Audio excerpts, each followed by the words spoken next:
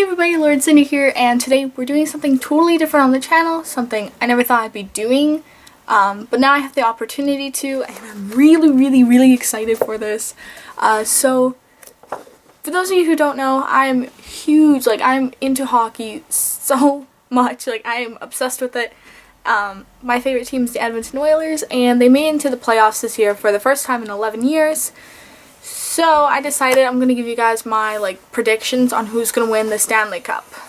And you can hear a lot of noises because I'm in the basement, so forgive me. So I decided that I'm going to do kind of like the bracket challenge that NHL does.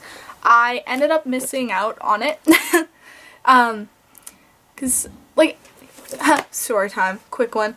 I was about to go and do it on the NHL website. You know, I've signed in my account, and then it turns out I was half an hour late.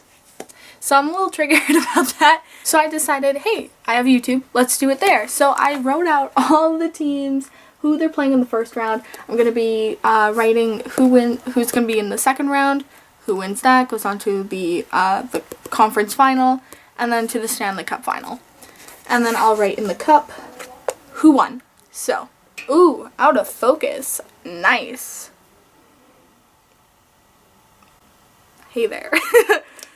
Okay, so without further ado, let's jump right into this. I'm really excited, so let's get on with it. Okay, so I'm gonna actually start in the East. I'll start with Montreal and New York Rangers. So I don't really follow too much of either one of these teams. I have a lot of people who I know that are Montreal fans, and I know a lot of people who are Rangers fans. I know personally myself, to choose between the two, I probably would tell you that I'd prefer the Rangers over the Canadians. That's just who I am. Whenever Edmonton never made the playoffs, I would cheer for the Rangers and the Caps. So, but Edmonton is in this year, so I don't have to do that. So, kind of my thoughts on it is, well, Montreal, they've been one of the, for, I think it was either April or March. I want to say March. During all of March, Montreal was one of the hottest teams, meaning they won a lot of their games, and, you know, they just won a lot of their games. They got a lot of goals, and so on and so forth. The Rangers, on the other hand, they have been one of the coldest, meaning they haven't won too many games, and they haven't been doing very well. Kind of my thoughts on that are, well, obviously I'm going to go with the team that had the hottest, run. But it also makes me think, well, maybe the Rangers weren't doing as well because they wanted to slow down and make sure they didn't get any injuries, not overplay Lundqvist at all or anybody, right? But because of how hot Montreal was doing, I gotta go for the second round. I gotta go with Montreal, so. Alright, so now we have the Ottawa Senators and the Boston Bruins. Now, listen, I don't follow these teams too much. My brother's a Boston fan, and one of my friends is a Boston fan too, and I don't know any Ottawa Senators fans, so rip. One thing that both of the teams have had in common is that they've suffered with a lot of injuries, but the one thing with Ottawa is that some of their more precious players, or the players that, I don't know, get plays started and that kind of stuff, they're out. I believe Methot is still out from that nasty slash that Crosby did to his finger. Check out that video. Oh my god. It will scar you. And I think a couple other players are out. I don't know who. Like I said, don't keep up with the team. And Ottawa hasn't had much playoff experience, while Boston, on the other hand, has won a Stanley Cup in 2011, and they have a lot of the guys still from that team. Hence, Zdeno Chara, Patrice Bergeron, and Brad Marchand. So you know what? Because of playoff experience and, kind of their more good players, I guess you could say, are still in, I gotta give the first round to Boston. So, now this next one, it hurts me a lot. The next one is Washington Capitals and the Toronto Maple Leafs. Alongside being an Edmonton fan, I am a slight Toronto fan. I have respect for Matthews and Marner and Nylander and all those guys. I have respect for the team. They're a very good team. They surprised everybody with how well they did this season with all the new rookies and whatnot. It blew everybody away.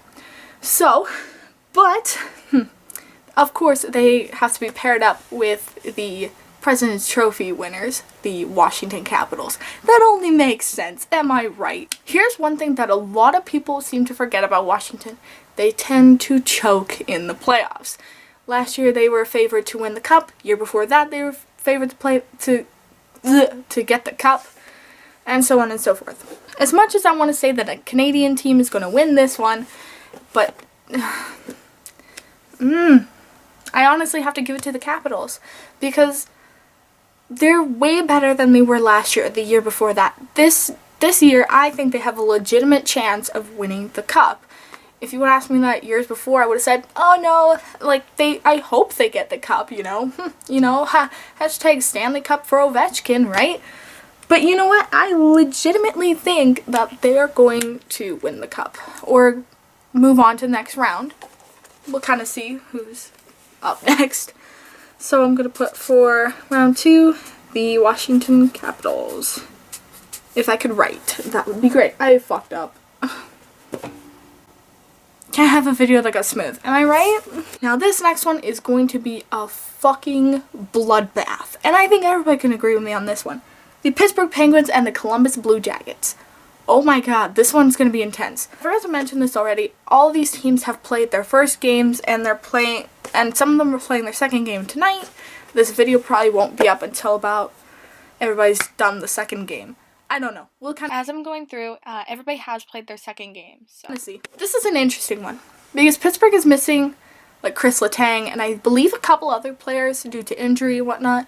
And Columbus, I think they still have a lot of their players. I don't know if injury really caught up with them this year.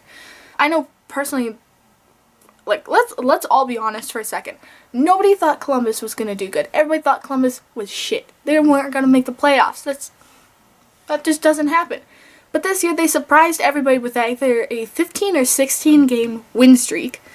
They surprised, I think, themselves and Tortorella, the coach. He's probably like, what the fuck? You know what? In Pittsburgh, they won the cup last year. But I think injury is going to overall fuck them up in the end. So I have to give this one to the Blue Jackets. Alright. Let's head over to the West now. So, the first game I have written down here is Chicago and Nashville. Now, I actually watched this game. I watched all the Eastern ones as well. But I watched the Chicago and Nashville game because I thought it was an interesting matchup.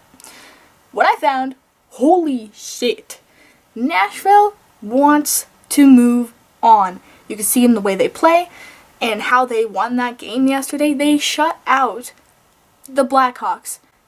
The Blackhawks with Patrick Kane, Jonathan Toews, Corey Crawford. I couldn't remember his name for a second there. What the fuck? Like, what happened to Nashville? Holy shit, they're doing really good. I personally feel that Nashville wants this cup more than Chicago does. Although Chicago always does seem to find a way into winning the cup or at least getting into the conference final or the finals or something. I don't know. But you know what? Just for shits and giggles, I'm going to say Nashville wins this one. They just look so ready, and the Blackhawks are so not ready. They've lost so many games in the past few weeks. It's unbelievable. The next one I'm also really excited for. The Minnesota Wild versus the St. Louis Blues. Now, Minnesota, right off the bat, one of the coldest teams heading into the playoffs. They haven't won too many games, and I remember at one point they were, 2-8-0, and that's pretty bad. 2 wins, 8 losses. What the fuck? Holy shit! Like it was insane. I couldn't believe that they were doing so bad, especially when they had that win streak of 12 or 13.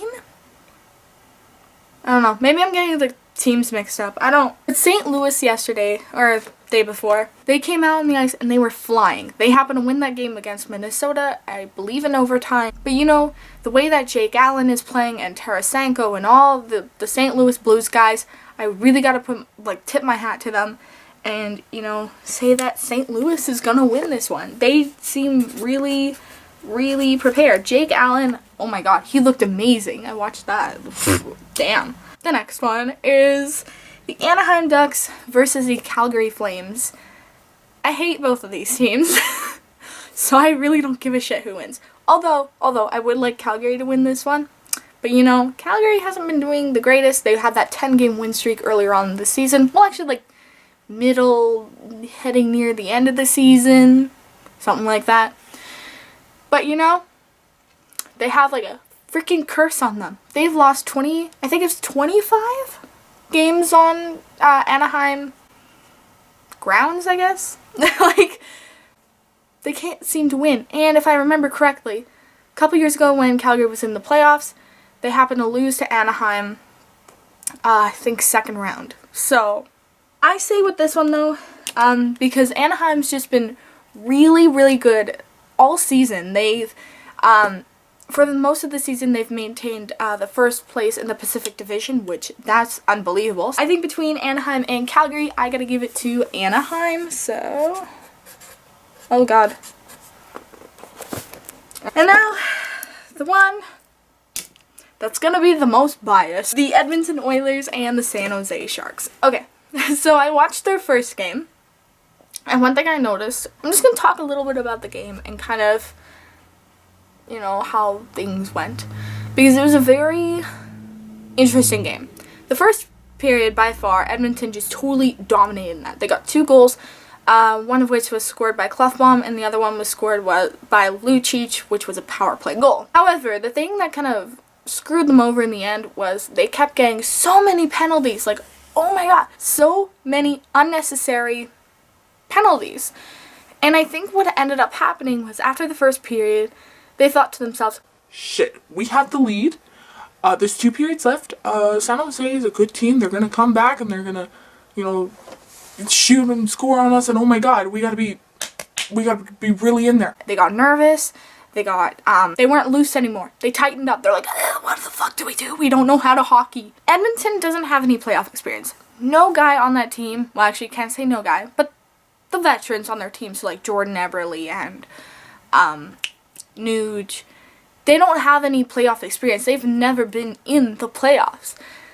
However, they do have 2 guys on the team that do have some playoff experience. You have Milan Lucic, who won a cup with Boston in 2011, and then I think the year after got into the playoffs again. And then Cam Talbot, their goaltender, played with the Rangers. I don't know when, but I think that was not too long ago. However, you have San Jose, who made it to the finals last year. And everybody on the team mostly has playoff experience, and they got Brent Burns and Joe Thornton. This one's also very difficult. But you know, Edmonton, if they wouldn't have gotten so many penalties, I think they could have actually pulled it off and won their first game. So, you know, because of the way that they were playing and whatnot, I gotta give this one to Edmonton. It's not that I'm being biased or anything. It's just the way that they were playing. San Jose in the first period just looked dead. They looked like, oh, we don't want to be here. And that really just stuck with me. I was like, that's rather interesting. For a team who's never won the Stanley Cup, I thought you'd be a little more into it in the first period. Because they usually tend to strike first. So, here we have our matchups. Let's move into round 2 now.